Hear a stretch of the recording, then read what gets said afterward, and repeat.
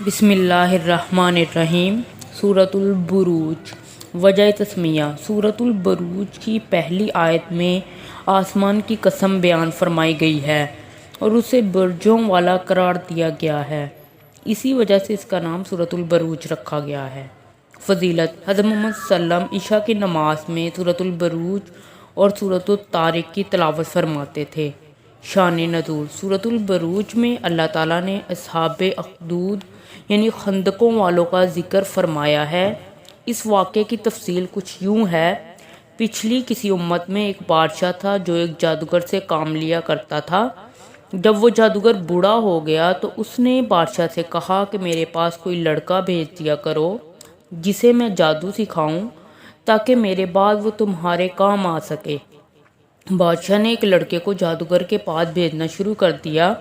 یہ لڑکا جب جادوگر کے پاس جاتا تو راستے میں ایک عبادت گزار شخص کے پاس سے گزرتا جو حضرت عیسیٰ علیہ السلام کے دین حق پر تھا اور توحید کا قائل تھا۔ یہ لڑکا اس کے پاس بیٹھ جاتا اور اس عبادت گزار کی باتیں سنتا اور اسے اچھی لگتی تھیں۔ ایک دن وہ جا رہا تھا تو راستے میں ایک بڑا جانور نظر آیا جس نے لوگوں کا راستہ روک رکھا تھا۔ لوگ اس سے ڈر رہے تھے۔ لڑکے نے ایک پتھر اٹھایا اور اللہ تعالیٰ سے دعا کی کہ یا اللہ، اگر راہب کی باتیں آپ کو جادوگر کی باتوں سے زیادہ پسند ہیں تو پتھر سے اس جانور کو مار دیجیے۔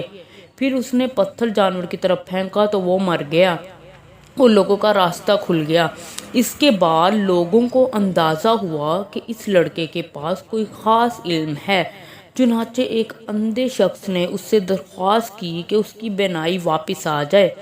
لڑکے نے کہا کہ اگر تم وعدہ کرو کہ اللہ تعالیٰ کی توحید پر ایمان لے آؤ گے تو میں تمہارے لیے اللہ تعالیٰ سے دعا کروں گا۔ نبینا شخص نے یہ شرط مان لی۔ لڑکے نے دعا کی تو اللہ تعالیٰ نے اندھے شخص کی بینائی لوٹا دی اور وہ توحید پر ایمان لے آیا۔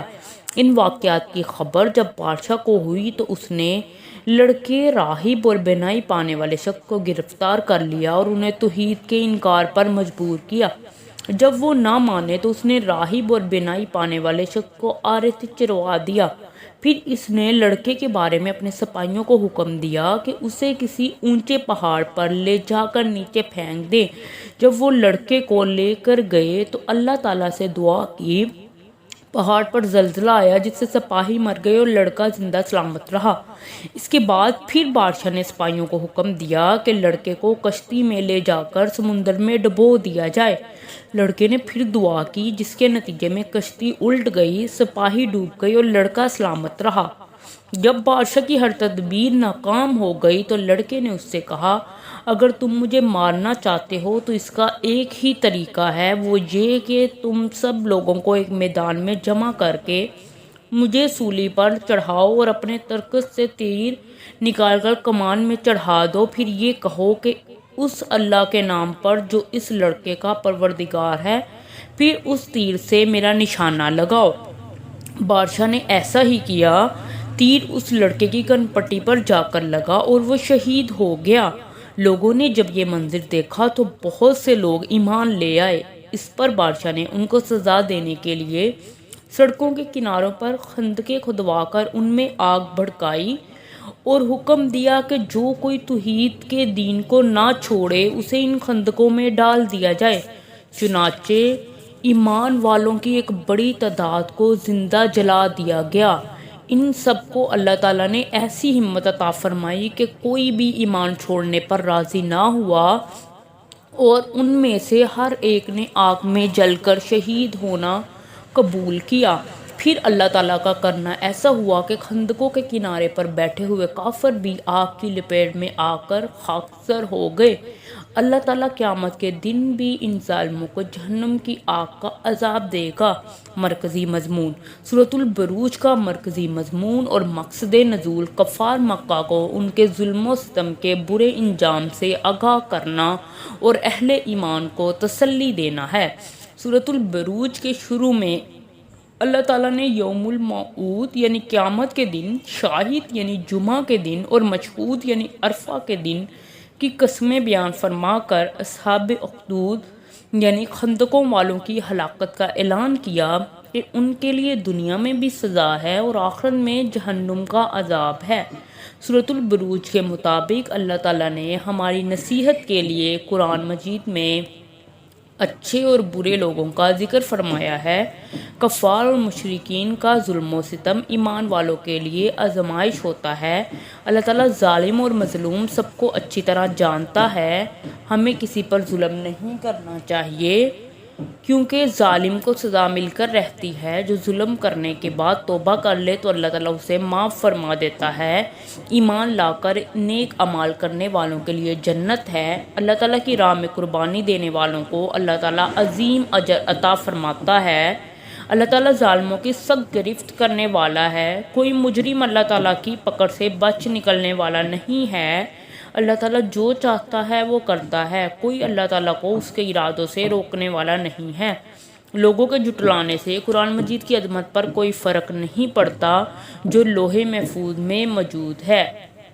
بسم اللہ الرحمن الرحیم، اللہ کے نام سے شروع جو بڑا مہربان نہایت رحم فرمانے والا ہے۔ والسماء ذات البروج، قسم ہے برجوں والے آسمان کی۔ والیوم الموعود، اور قسم ہے وعدہ والے دن کی۔ وشاہد ومشہود، قسم ہے حاضر ہونے والے کی اور جس کے پاس حاضر ہوتے ہیں۔ قتل اصحاب الاخدود، خندقوں والے ہلاک کر دیے گئے۔ النار ذات الوقود، جن میں بھڑکتی ہوئی ایندھن والی آگ تھی۔ اذ ہم علیہا قعود، جبکہ وہ اس کے کناروں پر بیٹھے ہوئے تھے۔ وہم علی ما یفعلون بالمؤمنین شہود، اور وہ اہل ایمان پر جو کچھ سختیاں کر رہے تھے اسے دیکھ رہے تھے۔ وما نقموا منہم الا ان یؤمنوا باللہ العزیز الحمید، اور انہوں نے ان مومنوں سے صرف اس بات کا بدلہ لیا کہ وہ اللہ پر ایمان لائے تھے جو بہت غالب بہت تعریفوں والا ہے۔ الذی لہ الملک السماوات والارض واللہ علی کل شیء شہید، جس کے لیے آسمانوں اور زمینوں کی بادشاہت ہے اور اللہ ہر چیز پر گواہ ہے۔ ان الذین فتنوا المؤمنین والمؤمنات ثم لم یتوبوا فلہم عذاب جہنم ولہم عذاب الحریق، بے شک جن لوگوں نے مومن مردوں اور مومن عورتوں کو تکلیف پہنچائی پھر توبہ نہ کی تو ان کے لیے جہنم کا عذاب ہے اور ان کے لیے جلانے والا عذاب ہے۔ ان الذین آمنوا وعملوا الصالحات لہم جنات تجری من تحتہا الانہار ذلک الفوز الکبیر، بے شک جو لوگ ایمان لائے اور نیک عمل کیے ان کے لیے ایسے باغات ہیں جن کے نیچے نہریں بہتی ہیں، یہ ہے بہت بڑی کامیابی۔ ان بطش ربک لشدید، یقیناً آپ کے رب کی پکڑ بہت سخت ہے۔ انہ ہوا یبدی و یعید، بے شک وہی پہلی بار پیدا فرماتا ہے اور وہی دوبارہ پیدا فرمائے گا۔ وہو الغفور الودود، اور وہ بہت بخشنے والا بہت محبت فرمانے والا ہے۔ ذو العرش المجید، عرش کا مالک ہے اور بلند شان والا ہے۔ فعال لما یرید، وہ جو چاہتا ہے کر گزرتا ہے۔ هل اتاک حدیث الجنود، کیا آپ کے پاس لشکروں کی خبر آئی ہے؟ فرعون و سمود، یعنی فرعون اور سمود کے لشکروں کی۔ بل الذین کفروا فی تکذیب، بلکہ جنہوں نے کفر کیا وہ حق کو جھٹلانے میں لگے ہوئے ہیں۔ واللہ من ورائہم محیط، اور اللہ ان کا ہر طرف سے احاطہ کرنے والا ہے۔ بل ہوا قرآن المجید، قرآن جھٹلانے کی بات نہیں بلکہ یہ بڑی عظمت والا قرآن ہے۔ فی لوح محفوظ، جو لوح محفوظ میں لکھا ہوا ہے۔